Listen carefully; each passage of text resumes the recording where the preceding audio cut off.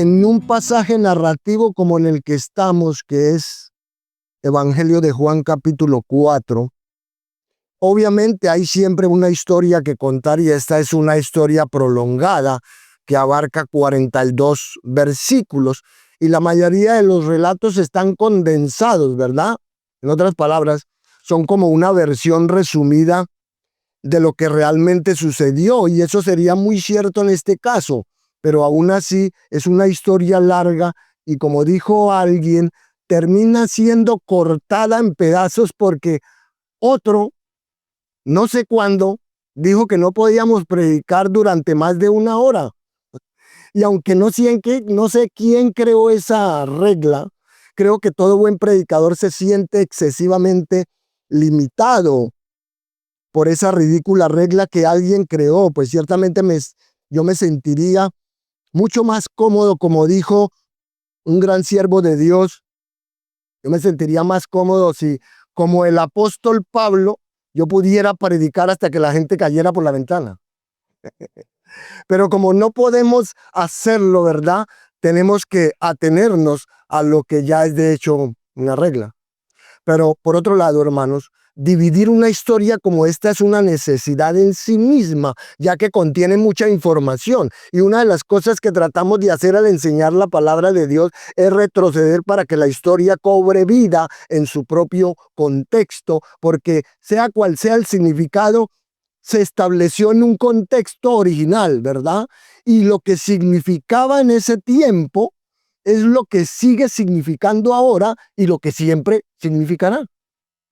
Y como se trata de un documento antiguo e inspirado y que fue revelado a un tiempo, a un lugar y a personas determinadas, tenemos que reconstruirlo para captar la esencia de su significado. Y eso es lo que se hace y por eso a veces debemos extendernos un poco. Y esta historia podría de hecho extenderse porque hay muchísimos más temas que se presentan aquí. Hay muchos temas. Por ejemplo, el solo tema de la adoración que lo aborda podría llevarnos a tomar bastante tiempo en presentarlo. Entonces, al llegar a la última parte de la historia que empezamos el domingo anterior, también encontramos mucha información donde se habla mucho de misiones y de evangelización. Pero debido a que intentamos avanzar secuencialmente a través de este maravilloso evangelio, no tomaremos en cuenta, por supuesto, todos los detalles, pero sí trataremos de apegarnos a la historia y extraer las conclusiones del por qué está aquí y cuál es el propósito del Espíritu Santo al darnos su verdad. Entonces le invito a que reanudemos la historia donde la dejamos la semana pasada leyendo desde el versículo 27 hasta el verso 42. Evangelio de Juan capítulo 4, versos 27 al 42. Dice allí, en esto vinieron sus discípulos y se maravillaron de que hablaba con una mujer. Sin embargo, ninguno dijo, ¿qué preguntas o qué hablas con ella? Entonces la mujer dejó su cántaro y fue a la ciudad y dijo a los hombres, venid, ved a un hombre que me ha dicho todo cuanto he hecho. ¿No será este el Cristo? Entonces salieron de la ciudad y vinieron a él. Entre tanto los discípulos le rogaban diciendo, Rabí, come. Él les dijo, yo tengo una comida que comer. Entonces los discípulos decían unos a otros, ¿le habrá traído alguien de comer? Jesús les dijo, mi comida es que haga la voluntad del que me envió y que acabe su obra. ¿No decís vosotros, aún faltan 4 meses para que llegue la siega? He aquí os digo, alzad vuestros ojos y mirad los campos, porque ya están blancos para la siega, y el que siega recibe salario y recoge fruto para vida eterna, para que el que siembra se goce juntamente, con el que siega, porque en esto es verdadero el dicho. Uno es el que siembra y otro es el que siega. Yo os he enviado a segar lo que vosotros no labrasteis. Otros labraron y vosotros habéis entrado en sus labores. Y muchos de los samaritanos de aquella ciudad creyeron en él por la palabra de la mujer que daba testimonio diciendo, me dijo todo lo que he hecho. Entonces vinieron los samaritanos a él y le rogaron que se quedase con ellos. Y se quedó allí 2 días y creyeron mucho más por la palabra de él y decían a la mujer: ya no creemos solamente por tu dicho, porque nosotros mismos hemos oído y sabemos que verdaderamente este es el Salvador del mundo, el Cristo. Amén. Como acabamos de escuchar, Jesús es el Salvador del mundo. No podría haber otro título para este sermón. Y por eso así lo titulamos, lo nombramos, que es una continuación de la conversación entre Jesús y la mujer samaritana, para mostrarnos en esta mañana pruebas de la afirmación mesiánica de Jesús, que le dan a todo creyente el privilegio de proclamar la salvación en el Señor Jesucristo. Y amados, déjenme decirles que Israel es una nación única porque fue bendecida por Dios. Y la Biblia dice solo de Israel que Dios los ha escogido entre todas las familias de la tierra. Moisés también le recordó a los israelitas que para el Señor Dios, Israel es un pueblo santo y Él lo eligió para que fuera su posesión exclusiva entre todos los pueblos de la tierra. De manera que a los israelitas como pueblo escogido de Dios se les había garantizado bendiciones y promesas singulares. Por ejemplo, Dios le aseguró a Abraham que sus descendientes serían una gran nación y que a través de ellos serían benditas todas las familias de la tierra. Dios también los llevó a una tierra buena y ancha, a tierra que fluye leche y miel. El Señor prometió incluso defenderlos de sus enemigos si le obedecían fielmente. Tristemente, la desobediencia del pueblo de Israel provocó que la nación fuera oprimida por sus enemigos, conquistada en algún momento y enviada al exilio. Pero las promesas de Dios de bendecir a la nación seguían vigentes y hoy todavía lo están. Pues a pesar de la desobediencia continua de Israel y la derrota consiguiente, la promesa de Dios nunca ha fluctuado, ya que Israel tenía todas las ventajas al ser el pueblo escogido por Dios. Dice el apóstol Pablo a los romanos: ¿qué ventaja tiene pues el judío? ¿O de qué aprovecha la circuncisión? Mucho, en todas maneras. Primero, ciertamente que les ha sido confiada la palabra de Dios, ¿cierto? También son a quienes pertenecen la adopción, la gloria, el pacto, la promulgación de la ley, el culto y las promesas de quienes son los patriarcas y de los cuales, según la carne, vino el Cristo, el cual es Dios sobre todas las cosas, bendito por los siglos. Entonces, por su gracia y bondad, Dios le otorgó a Israel privilegios que ninguna otra nación había disfrutado. Le dio el privilegio de ser el medio para que la salvación llegara al mundo. De ahí que decir que la salvación viene por medio de los judíos significa que la verdad sobre la salvación vino por medio de las Sagradas Escrituras, pues todo el Antiguo Testamento llegó a los judíos. Así que la salvación viene por medio de Israel, porque por medio de ellos viene tanto la Escritura como el Mesías. Por medio de ellos viene tanto la palabra escrita como la palabra viva. Todo viene por medio de los judíos, en ese sentido. Pero como lo acaba de escuchar también, los judíos nunca han sido el fin. Fueron el medio, ¿verdad?, para alcanzarlo, no el fin. Ellos debían ser una nación misionera. Ellos debían llevar la verdad del Dios verdadero, el único Dios, y proclamarlo hasta los confines de la tierra, ¿verdad? De ahí que el Señor Jesucristo resumió el privilegio más importante que Israel recibió cuando dijo a la mujer samaritana que la salvación venía de los judíos allá en el versículo 22. Pero como Dios no es solamente Dios de los judíos, sino que también es Dios de los gentiles, ¿verdad? La Biblia también promete salvación para ellos. Isaías 45:22 registra la invitación misericordiosa de Dios a todos que dice: mire, mirad a mí y sed salvos todos los términos de la tierra, porque yo soy Dios y no hay más. De manera que un avance de su plan de evangelismo global en un avance de su plan de evangelismo, Jesús se reveló abiertamente como el Mesías a la mujer samaritana. Verso 26. La mujer había ido en busca de agua física, ¿cierto? Pero lo que encontró era mucho más grande. Era agua viva de la fuente que la produce. Y tras haber reconocido su pecado y su necesidad del Salvador, confirmó ella la autenticidad de su fe, atestiguando inmediatamente a otros en esa villa.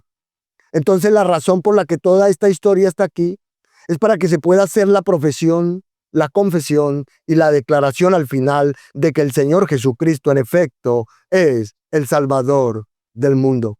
Y en este maravilloso evangelio ya se ha declarado que Jesús vino al mundo. Ya se presentó el testimonio de Juan el Bautista de que Jesús es el Cordero de Dios.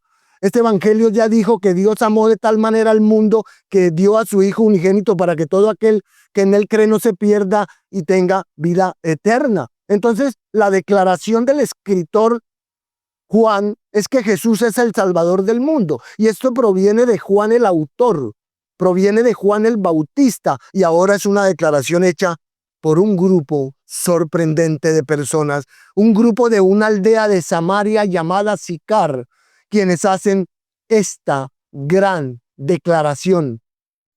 Entonces un grupo desconocido de aldeanos samaritanos son los que reciben el privilegio de hacer la más monumental de todas las declaraciones, que el Salvador del mundo ha venido y es Él, el Señor Jesucristo. De manera que este es un momento monumental en la historia de la redención, porque es a un grupo de pecadores, oiga bien, es a un grupo de pecadores alejados de Israel, que son el producto de matrimonios mixtos, que tienen una comprensión limitada de Dios, que han estado contaminados por la idolatría por mucho tiempo, que están separados de la verdad, alejados de Dios y plagados de inmoralidad, que están desconectados de la revelación divina y de la obra de Dios a través del pueblo de Israel. Es a ellos, hermanos, a quienes Dios da el privilegio de proclamar por primera vez que el Salvador del mundo ha llegado. Es a ellos. Pero ¿cómo es que Dios escoge a este grupo desconocido de samaritanos para declarar que este Jesús es el Salvador del mundo? ¿Por qué no escogió al sumo sacerdote del judaísmo? ¿Por qué no escogió a los principales sacerdotes? Porque no escogió a los sacerdotes del orden sacerdotal común para hacer esta declaración. ¿Por qué Dios no escogió a los saduceos, a los fariseos, a los escribas, a los rabinos, ni al Sanedrín, ni a la población de Israel? ¿Por qué escogió a estos marginados para hacerlo? Bueno, esto fue así porque tristemente, hermanos, Israel era una nación de Jonás. ¿Recuerda a Jonás? ¿Recuerdan cuando Dios le dijo a Jonás que fuera a Nínive, una ciudad gentil, y que predicara el arrepentimiento y que si se arrepentían y creían en Dios, Él los perdonaría y los libraría de su juicio? Pero Jonás no quería ir, ¿cierto? Él no quería ir, él no quería obedecer a Dios. ¿Y por qué no quería ir? Porque sabía que Dios era un Dios de compasión, un Dios de misericordia que los perdonaría. Y Jonás no fue hasta que finalmente Dios lo llevó a través de un gran pez. Pero luego de hacer a regañadientes lo que el Señor le mandó, salió y le pidió a Dios que lo matara, porque así era tan desagradable la conversión gentil para este profeta renegado. Increíble. Y entonces, para la época de Cristo, hermanos, todavía Israel era una nación de Jonás y despreciaban a los gentiles, especialmente a los samaritanos. No obstante, es a ese pueblo a quien Dios le dio el privilegio de declarar por primera vez que este es el Salvador del mundo. Así es como toda esta historia nos lleva al final, donde un pueblo entero proclama a Jesús como el Salvador del mundo. Así que los versículos 27 al 42 hablan de lo que sucedió después de la conversación de Jesús y la mujer, mostrándonos que este pasaje se constituye en la primera instancia registrada de evangelismo transcultural en el Nuevo Testamento, que presagia el esparcimiento del evangelio a los samaritanos y a los gentiles después que Israel rechazara la salvación y rechazara al Salvador. Porque desde los tiempos, hermanos, de Elías y Eliseo, y la incredulidad y la impenitencia a los judíos les quitó la bendición divina e hicieron que la bendición y el poder de Dios fuera a parar a los marginados. Así que la misma incredulidad los puso en contra de su único Salvador. Y por eso la historia que se desarrolla en esta sección revela 4 pruebas sutiles e inequívocas que corroboran la afirmación de Jesús de ser el Mesías. Y lo primero que nos revela la deidad de Cristo es que Jesús controla las circunstancias. Verso 27. Pero se puede ver en toda la historia, ¿verdad? Jesús controla las circunstancias. Queridos hermanos, esta es la evidencia de la providencia, porque aquí no hay milagros. Aquí no hay milagros físicos, aquí no hay sanidades, no hay milagros naturales. Solo ve usted omnisciencia de Dios. Sin embargo, hay cosas que suceden que son tan increíblemente milagrosas que aunque no son milagros físicos, creo que son algo mucho mayor, son milagros espirituales. Y el primero que vemos es que Jesús es el Hijo de Dios al observar la evidencia que proviene de su providencia. ¿Y qué es la providencia? Bueno, es la palabra teológica que significa que Dios controla todas las contingencias, todas las circunstancias, todas las exigencias, todas las decisiones, todos los eventos, todas las personas, y lo hace todo el tiempo para converger y cumplir con precisión su voluntad. Eso es providencia. Impresionante, ¿verdad? Y aquí podemos decir que este es el milagro masivo de la historia redentora. Así, eso es lo que ocurre en toda la historia redentora. Es un milagro masivo, el de la providencia. Porque Jesús camina, mire, 20 millas. Llega justo a tiempo a ese pozo. La mujer que buscaba aislamiento llega precisamente allí. Los discípulos se han ido. Jesús está solo. Ella necesita agua. Así que él pasa por todo el proceso de hacerle comprender quién es él y desear una relación con Dios y la verdadera adoración. Y en el momento en que él ha culminado esa revelación, note lo que dice el verso 27. En este punto, dice, para indicar que los discípulos regresaron de comprar comida en el momento exacto, hermanos, en que Jesús le revelaba a la samaritana que era el Mesías. De modo que usted no usaría esa frase a menos que quisiera enfatizar el momento preciso de lo que estaba sucediendo allí. Porque en el preciso momento en que Jesús declaró quién era, en el momento que termina la conversación y que la mujer se vuelve para ir lo suficientemente rápido para contárselo a todos, en ese momento llegan los discípulos.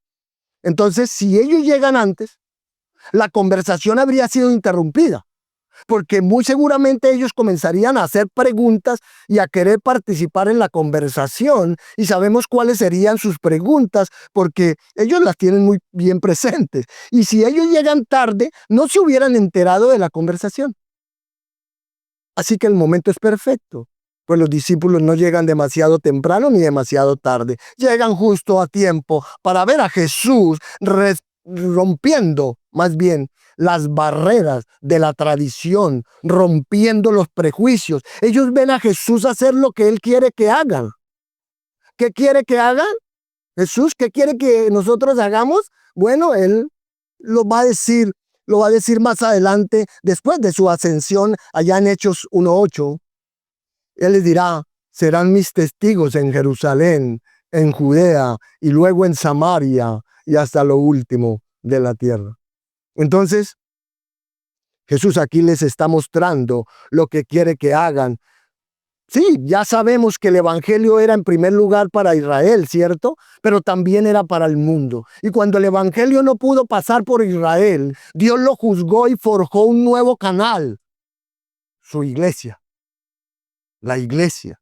compuesta de judíos y gentiles. Así que Dios lo predestinó todo. Entonces, cuando se dijo que por necesidad Jesús pasó por Samaria, eso era una necesidad divina. Esa era la necesidad de estar en un punto determinado, en un momento determinado. Así, cada momento, cada detalle hizo que todo convergiera exactamente como se hizo para que Cristo avanzara en su propósito como siempre Él lo hace. De manera que aquí nada es forzado, nada es apresurado, sino que todo llega a su final culminante con la afirmación de que Él es el Mesías. Y entonces ella lo afirma.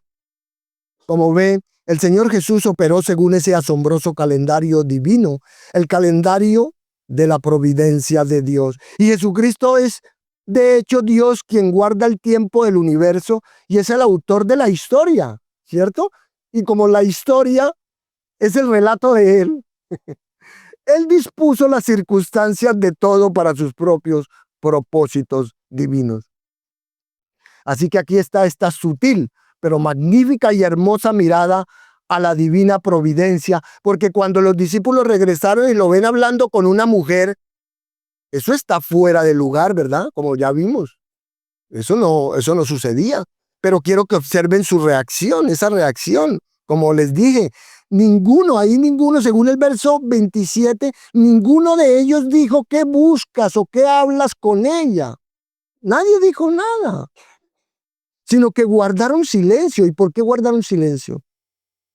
Bueno, aunque son discípulos nuevos, aunque no han estado con Jesús mucho tiempo y que están empezando a aprender lo que todos los discípulos necesitan aprender, ellos están confiando en Jesús, ¿no? Por supuesto. Ellos confían en su Señor, porque así es como funciona el discipulado, hermanos. Cuando usted es nuevo en Cristo, usted lo cuestiona todo. Cuando usted es maduro en Cristo, no cuestiona nada. Y en el proceso usted pasa de cuestionarlo todo a no cuestionar nada. Entonces, ¿cuál es la marca de un creyente verdaderamente maduro? Es confianza completa en Cristo y en su evangelio. No en el predicador, no. Confianza completa en Cristo y en su evangelio, en su mensaje. ¿Y cuál es la marca de un creyente inmaduro? Bueno, son preguntas interminables, hermano. Preguntas interminables. ¿Por qué esto? ¿Por qué aquello? ¿Por qué no se puede así? ¿Por qué tiene que ser así? Y es que ¿por qué tengo que hacer esto? ¿Verdad?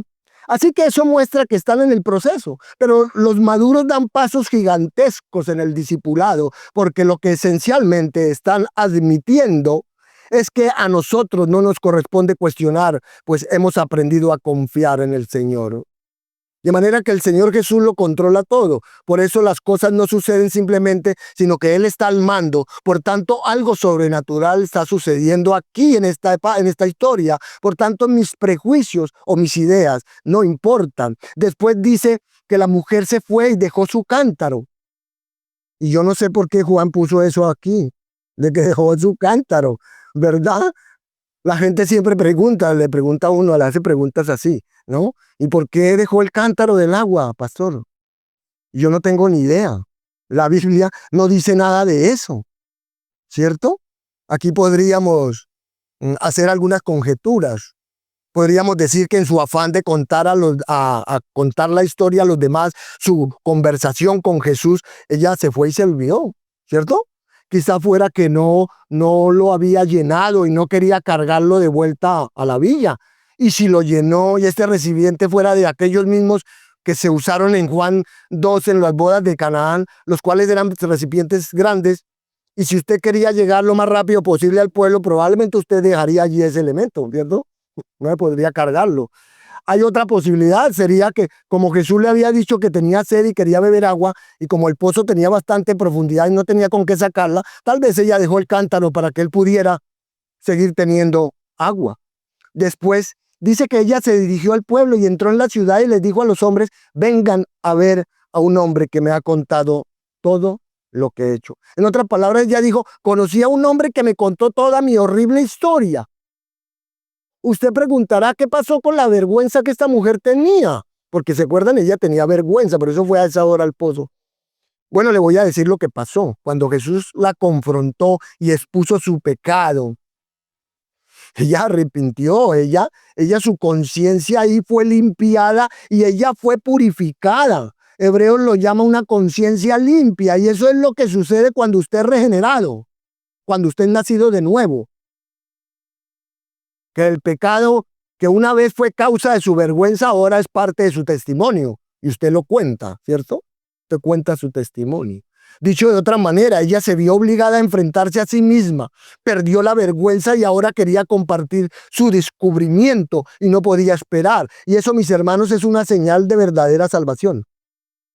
Eso es una señal de verdadera salvación. De manera que si usted cree que ha llevado a alguien a Cristo, pregúntese si esa persona está ansiosa por compartir su alegría a quienes ama lo más rápido posible.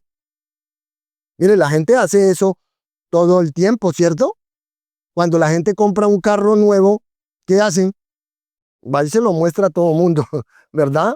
La gente hace eso, en muchos casos, la gente hace eso cuando su hijo de primaria es el estudiante de la semana, tanto así que le ponen una calcomanía para que todo el mundo se entere.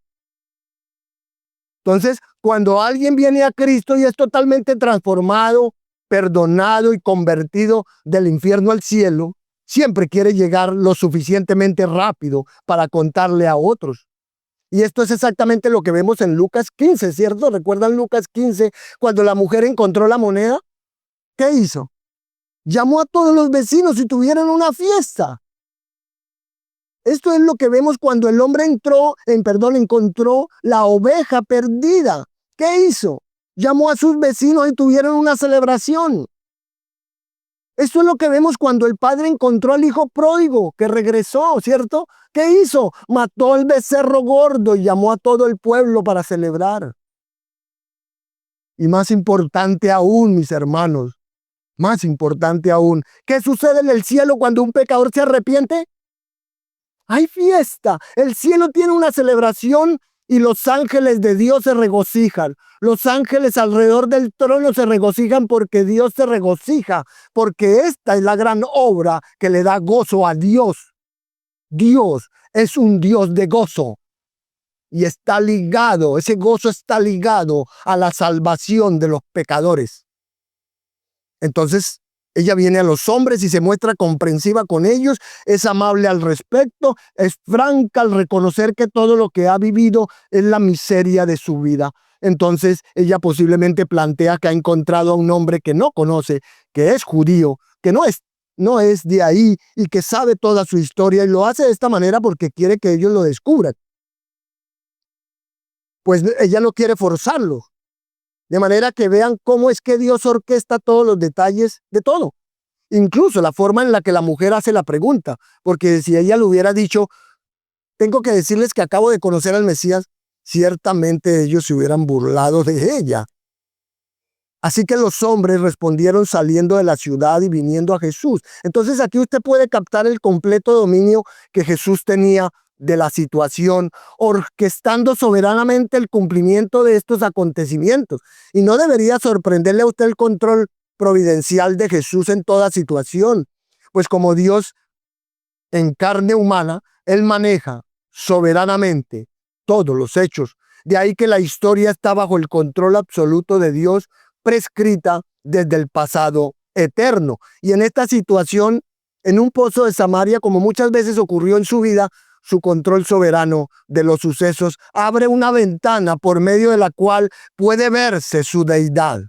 De modo que cada detalle evidencia que Dios está en toda situación, obrando a través de su Hijo, y que la providencia divina da evidencia de que Jesús es de hecho el Mesías, el Salvador del mundo. Una segunda prueba de la afirmación mesiánica de Jesús es que Jesús se deleita en salvar. Versos 28 al 34. Jesús se deleita en salvar. Hermanos, el efecto de Jesús en la samaritana fue tan profundo que no titubeó en dar a conocer la noticia sobre él, aun a quienes conocían su mala reputación. Como vimos, la mujer ya había reconocido su necesidad, su pecado, su condición verdadera, y que el Señor Jesús era la fuente de la vida eterna. Ahora deseaba con ansias comunicar a los demás su descubrimiento. Así que su celo y entusiasmo aportan la evidencia final de la autenticidad de su conversión y salvación. Y la mujer fue sabia al no declararle de forma directa que Jesús era el Mesías. Omer Ken, profesor de seminario, explica la razón de su enfoque indirecto y precavido diciendo: la mujer quiso dar a otros el testimonio inmediato de lo que había encontrado, pero lo hizo con sumo tacto. Habría sido impropio, presuntuoso y probablemente ineficaz que esta mujer intentara enseñar la verdad espiritual a hombres de esta ciudad con ese trasfondo que difícilmente la calificaba, ¿cierto? Para hablar con autoridad sobre asuntos religiosos o espirituales. Por lo tanto, va a hablarles con una precaución deliberada para no producir antagonismo. Con prudencia y respeto, preguntó con tacto a los hombres: ¿no será este el Cristo? Y ellos estuvieron tan impresionados por su emoción y sinceridad que salieron de la ciudad y vinieron a él para investigar la situación por sí mismos. Y aunque no se da un número específico, se deduce que el testimonio de la mujer se agitó más o menos a un grupo bastante considerable. Entonces, ¿cómo sabemos que Él es el Salvador del mundo? Bueno, aquí lo sabemos por su impacto en la mujer y el efecto en los demás hombres. Así que la prueba de su afirmación mesiánica aquí primordialmente es la prioridad que tenía el Señor Jesús, la prioridad que Él tenía. Porque mientras los hombres y la gente del pueblo están viniendo, los discípulos, mire, que han regresado con la comida, ¿cierto? Ellos fueron a comprar comida, le dicen a Jesús: Rabí, come, necesitas comer. Y esto claramente es haciendo un paréntesis, es una nota sobre la humanidad de Jesús, ¿cierto? Ellos estaban acostumbrados a que Él comiera, habían estado con Él durante meses y Él comía como lo hacían ellos. Entonces, para los que niegan la humanidad de Cristo, ahí está, Él comía. Y una persona humana es el que casi come, ¿verdad? Entonces, pero Él les dice: tengo una comida para comer que ustedes no conocen. Tengo una comida para comer que ustedes no conocen. Y entonces los discípulos se decían unos a otros: ¿le habrá traído alguien de comer? Como entiende, los discípulos creen que Jesús está hablando de comida material, pero Jesús siempre hablaba con todo tipo de declaraciones analógicas, ilustrativas y parabólicas. Incluso en la conversación con la mujer empezó hablando del agua corriente y terminó siendo algo ¿qué? Espiritual. Y aquí, aunque se trata de simple comida, termina también siendo algo espiritual. Así nuestro Señor responde en el versículo 34: mi comida es hacer la voluntad del que me envió y llevar a cabo su obra. ¿Y cuál es la obra de Dios? ¿Cuál es la obra de Dios? ¿Cuál es la obra de Dios en esta historia? En la historia de la humanidad, ¿cuál es la obra de Dios? ¿Qué es? Es redención, hermanos. Es salvación. Para eso vino Cristo. Lucas 19:10 dice: el Hijo del Hombre vino a buscar y a salvar lo que se había perdido. Entonces, esa es la obra de Dios. Dios, nuestro Salvador, quiere que todos los hombres sean salvos y que vengan al conocimiento de la verdad. Dios no quiere que ninguno perezca, sino que todos lleguen a la salvación. Pues Dios es por naturaleza un Salvador. Nuestro Dios es Dios y Salvador.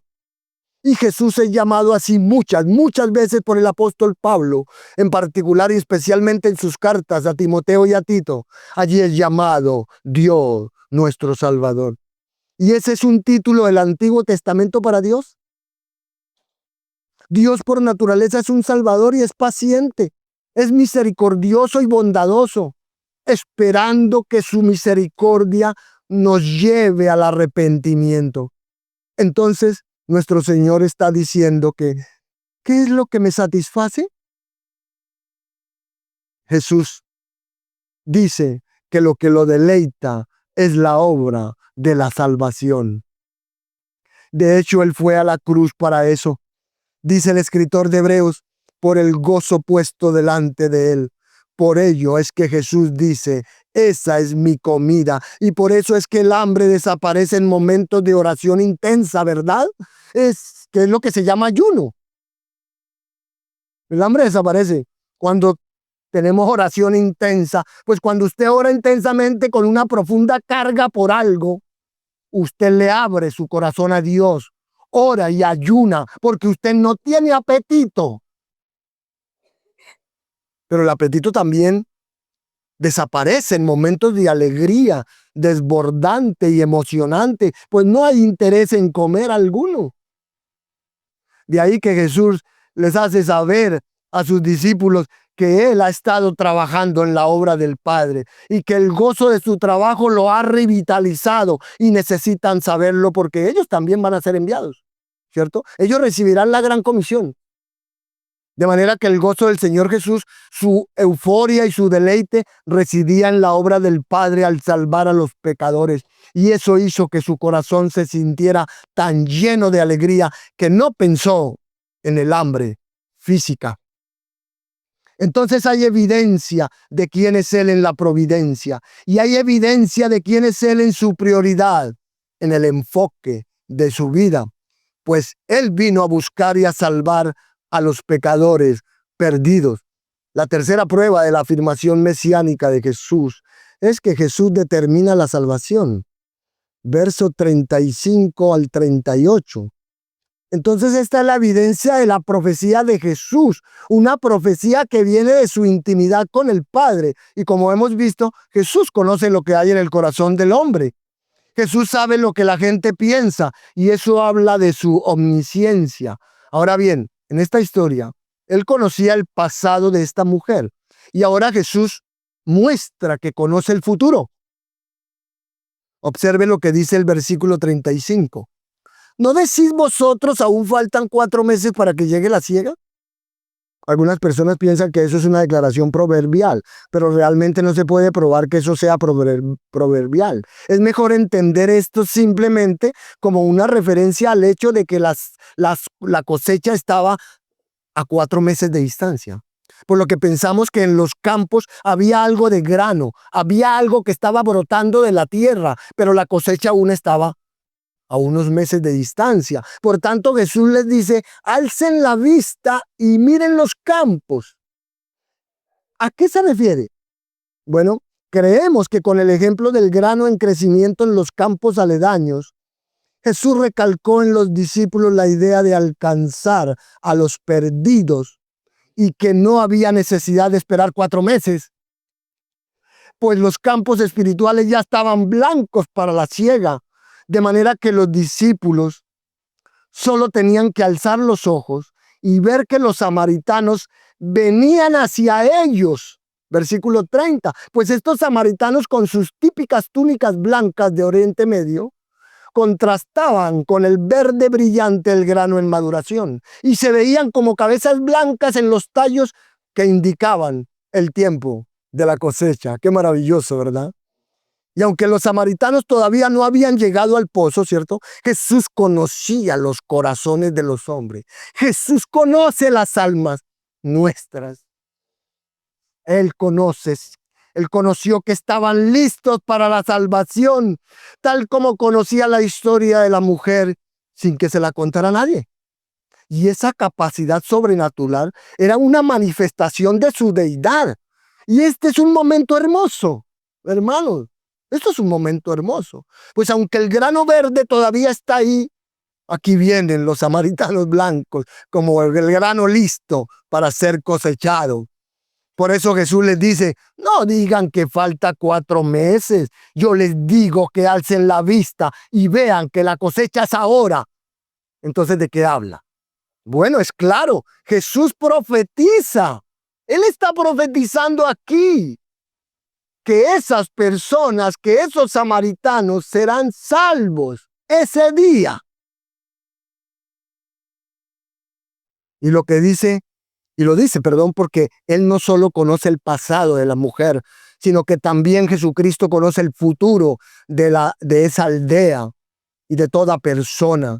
Después les dice a sus discípulos que ellos serán parte de ese avivamiento que se producirá ahí mismo. Por tanto, les afirma que ellos cosecharán lo que no sembraron. Porque, ¿quién sembró en esta gente? A ver, ¿quién sembró en estos samaritanos? ¿Moisés? Sí. Ellos tenían el Pentateuco y ese fue escrito por Moisés, ¿verdad? Ellos tuvieron algunos profetas de quienes habían desarrollado sus ideas mesiánicas. Ellos tuvieron algo de Juan el Bautista. Además tuvieron a esta sembradora. Tuvieron a la mujer que fue y les contó lo que le había sucedido. Entonces tenían algo de Moisés, algo de los profetas, algo del extenso ministerio de Juan el Bautista, porque si recuerdan, Juan el Bautista se había ido al norte, ¿cierto? Porque Jesús había llegado y había quedado ahí. Y así es en el ministerio, hermanos, así en el ministerio cristiano, ¿cierto? Así pasa. Algunos siembran y otros cosechan. Pero Dios es ¿qué? El que da el crecimiento. En la agricultura, quien siembra por lo general es quien cosecha, ¿cierto? Pero eso no suele ser el caso del en el reino espiritual. No obstante, el que siembra se goza juntamente con el que ciega, porque en esto es verdadero el dicho, uno es el que siembra y otro es el que ciega. Como Pablo le recordó a los corintios, ¿cierto? Yo planté, Apolos regó, pero el crecimiento lo ha dado Dios. Otros habían sembrado la semilla en el corazón de estos samaritanos. Aún así, los discípulos tendrían ese día el privilegio de tomar parte en la siega resultante. Aunque no habían tenido parte en la siembra, Jesús los había enviado a cegar lo que no labraron. Así que Él les está enseñando una lección a sus discípulos. Pues los discípulos han llegado al final de la labor para cosechar la cosecha y la van a cosechar ese día. Pero, ¿cómo puedes saber esto? ¿Cómo puede saber esto Jesús? Bueno, porque Jesús no solo sabe lo que la gente piensa. Jesús no solo conoce el pasado, sino que Jesús también conoce el futuro. Y Jesús sabía que estos samaritanos serían salvos ese día por su poder. Después de todo, Él es el Salvador. Él es quien da la vida.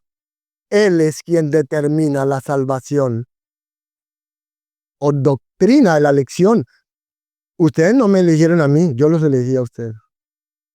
Amén. Así que la evidencia de la afirmación mesiánica de Jesús proviene de la profecía de su intimidad con el Padre. Y como lo observa en el texto, en los versos 39 al 41, la profecía se cumplió. ¿Y saben algo? Eso nunca ocurrió en ninguna aldea de Israel. De hecho, los discípulos estaban tan cansados de ir a las aldeas a proclamar a Cristo y ver que Él era rechazado y que ellos también eran rechazados y maltratados, que Jacobo y Juan, ¿qué? Le propusieron a Jesús que se pidiera fuego del cielo para que quemaran esas aldeas. Y por supuesto que eso nunca ocurrió, por supuesto que no. También Jesús fue a su propia aldea en Galilea, ¿me acuerdan? La aldea de Nazaret, a predicar un sermón y la respuesta fue que intentaron apedrearlo. Así que este es un evento muy significativo porque fue la única vez en que una aldea se convertía. Y hermanos, esto es para decirnos que Él es el Salvador del mundo. Y si su pueblo lo rechaza, Él irá al mundo. De manera que necesitamos saber que debemos ir al mundo con el mensaje del Salvador, porque de seguro allí habrá fruto. Necesitamos saber que debemos ir y plantar. Debemos regar y trabajar, porque nuestro Dios dará el crecimiento y disfrutaremos del fruto. Así que esto fue un anticipo de lo que vendría después de su ascensión, cuando el Espíritu Santo descendió sobre ellos y fueron enviados al mundo, y Dios honró sus esfuerzos. Como puede ver, Jesús caminó en perfecta intimidad con su Padre a lo largo de su ministerio y vio la salvación de todos los que creerían en Él. Y Él vivió en completa armonía con la voluntad del Padre, hasta gritar triunfalmente en la cruz, consumado es. Lo hizo porque someterse al Padre era la devoción constante de Jesús, era su alegría consumada y su verdadero sustento. Y Él, hermanos, de seguro que Él también vio nuestra salvación, la salvación de usted y la mía. Por eso Él es el intercesor interminable, constante para todos. Una cuarta prueba de la afirmación mesiánica de Jesús es que Jesús proclama su salvación. Él mismo da su testimonio, 39 al 42. Un último elemento para añadir en la evidencia de que este es en efecto el Salvador del mundo por su providencia, por su prioridad, por su profecía, es que ahora lo es por su proclamación. Porque cuando los samaritanos finalmente llegaron al pozo, se acercaron a Jesús y le pidieron que se quedara con ellos, ¿cierto? Eso nos dice que fue maravilloso que recibieran el testimonio de la mujer, pero que fue mucho más importante que lo escucharan a él, ¿verdad? Fue más importante que lo escucharan a él. De modo que se quedó allí 2 días. No sé cómo fueron esos 2 días, pero debieron ser 2 días increíbles. Pues, de hecho, es la única vez en su ministerio terrenal que sucedió esto. Es la única vez que pasó 2 días con todo un pueblo. Él no lo hizo en ninguna otra parte. Él pasó 2 días con este pueblo, revelándoles quién era, proclamando su evangelio, enseñándoles la salvación. Y estoy seguro de que habló de la cruz, que habló de la resurrección y del reino. De ahí que muchos más creyeron por su palabra. Y decían a la mujer, ya no creeremos por lo que dijiste, porque nosotros mismos lo hemos oído y sabemos que verdaderamente este es el Salvador del mundo. Ahora bien, déjeme explicarle cómo funciona esto. Su testimonio ante un incrédulo, el testimonio de usted, el mío, su testimonio ante un incrédulo es bueno y usted puede inducirlo a creer, ¿verdad?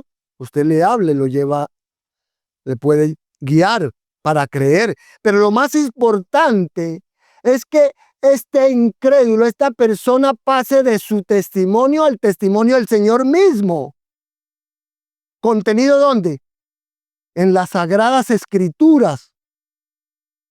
Que ese incrédulo pase al testimonio de nuestro Señor Jesucristo contenido en las Sagradas Escrituras. Eso es lo más importante, que cada persona venga a Cristo, lea la palabra, escuche la palabra, escuche lo que Dios, lo que Jesús tiene que decirle a usted, lo que el Señor Jesucristo tiene que decirle a usted a través de la Biblia, a través del Evangelio, a través del Espíritu Santo. Y eso, por eso ellos dicen, ahora todos podemos decir que ya no es por ella que creemos, sino por Jesús, porque Jesús mismo nos habló y Él es el Salvador del mundo. Lo es porque Él controla de manera perfecta todas las circunstancias, ¿cierto? Lo es porque Él se deleita en salvar pecadores. Lo es porque Él conoce el futuro y determina la salvación de manera que lo que Él dice que sucederá, sucede. Y todo el pueblo creyó. Él es el Salvador del mundo, porque cuando lo escuchan proclamar su salvación, todos quedan completamente convencidos. Así que no todas las religiones, oiga bien lo que le voy a decir acá, no todas las religiones son iguales. ¿Oyó? Eso dicen por ahí, pero es una mentira de Satanás. No todas las religiones son iguales, porque no todas proclaman que hay un solo Salvador en el mundo, que es Jesucristo. Entonces, cuando la Escritura dice que Él es el Salvador del mundo, significa que Él es el único Salvador que el mundo tiene. Y decir que Jesús es el único Salvador del mundo significa que a menos que usted crea en Jesucristo, usted morirá perdido en sus pecados. Y si mueren en sus pecados, terminarán en el juicio divino y en el infierno eterno. Hermanos, todas las religiones del mundo que no apuntan a la salvación en el Señor Jesucristo son satánicas, todas. Y las que le agregan a otras, hablan de Jesús, pero le agregan algo a Jesús, ¿no? ¿Es esto más Jesús? No, también es satánica. Sin embargo, un ambiente político, usted lo ve en el ambiente político, hermano, usted ve eso. En toda parte en este mundo, usted ve y escucha mucho sobre la necesidad, ¿cierto? Tenemos la necesidad de honrar y respetar por igual a todas las religiones, dicen por ahí. Pero cualquier religión que no sea el Evangelio de Jesucristo es una religión del infierno. Entiéndalo. Entonces lo que quiero que comprenda es que aquí se está llevando a cabo un proceso profundo para que comprendamos que este es verdaderamente el Hijo de Dios, el Salvador del mundo. Pero cuando Jesús estuvo en la tierra, porque cuando Jesús estuvo en la tierra hubo mucha confusión, ¿cierto? Acerca de quién era Él. Y hoy en día, igual, todavía la gente no entiende el hecho de que Jesús declaró ser Dios y por tanto el Salvador del mundo. Aún en este tiempo la gente no entiende que por naturaleza somos rebeldes contra Dios. y que debido a eso nos encontramos en peligro de castigo eterno. La Biblia llama a nuestra rebelión pecado, el cual nos hace absolutamente incapaces de entender, amar o agradar a Dios por nosotros mismos, y que todos nuestros actos de pecado son el resultado de pensamientos pecaminosos y deseos perversos. Esa es la razón por la que cambiar únicamente nuestros patrones de conducta no puede resolver nuestro problema de pecado o eliminar sus consecuencias. ¿Entendió eso? Usted no es cristiano externamente. Soy cristiano porque dejé de hacer esto, dejé de hacer aquello. No. Usted es cristiano porque realmente su corazón ha sido cambiado. Y si su corazón todavía no ha sido cambiado, pídale al Señor, clámele al Señor que tenga misericordia de usted.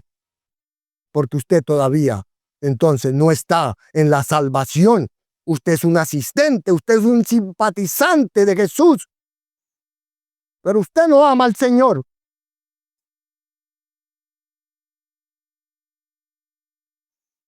No, no es eso lo que cambia, lo que soluciona nuestro problema de pecado, sino que necesitamos ser cambiados internamente para que nuestros pensamientos y deseos sean santos.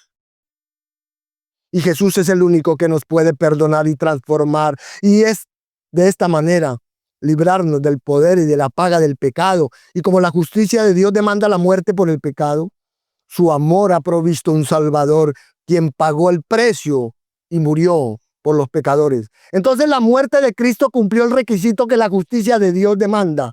Y de esta manera hizo posible que Dios perdonara y salvara a aquellos que creen en Él. Pero algunas personas piensan que no importa lo que alguien crea. Así piensan las personas, ¿cierto? No importa lo que alguien crea siempre y cuando la persona sea sincera, dicen. Sin embargo, le voy a dar un ejemplo. Si un objeto válido, sin un objeto válido, o sea, que si usted no tiene un objeto válido para su fe no sirve. No sirve. Eso es igual a decir que si usted bebe veneno pensando que es medicina, en tal caso, ni toda la fe del mundo va a poder restaurar su salud, hermano. No, lo más seguro es que va a morir. Si usted bebe veneno pensando que es medicina, así muchos están creyendo en algo que no es el Señor Jesucristo y eso no lo va a salvar. De la misma manera, si Jesús es la única fuente de salvación y usted está confiando en alguien o algo más distinto a Él para su salvación, su fe no sirve de nada. Así muchas personas equivocadamente creen que hay muchos caminos para llegar a Dios, ¿cierto? Las personas creen que hay muchos caminos para llegar a Dios y que cada religión representa una verdad, una parte de la verdad. Pero Jesús no dijo eso, ¿verdad? Él no dijo que era uno de muchos caminos legítimos para llegar a Dios o el camino a Dios solo para esa época. Él dijo ser el único camino a Dios. Y en ese entonces lo es y lo es para siempre.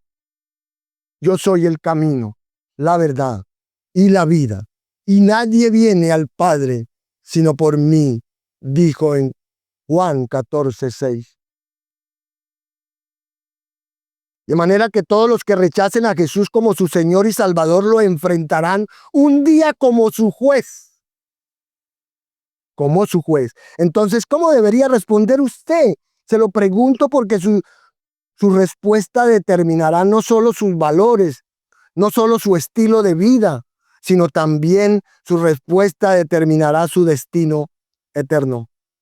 Así que usted debería hacerlo conforme a lo que dice la Biblia de Jesús.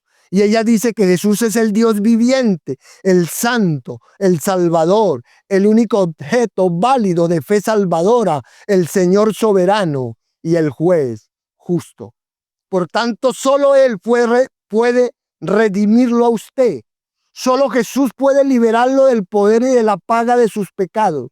Solo Él puede transformarlo y restaurarlo para que tenga comunión con Dios y dar a su vida propósito eterno. ¿Se arrepentirá y creerá usted en Jesucristo como su Señor y Salvador? Espero que así sea. Y que venga Él como lo hizo la mujer samaritana y como lo hizo toda esta aldea. Amén.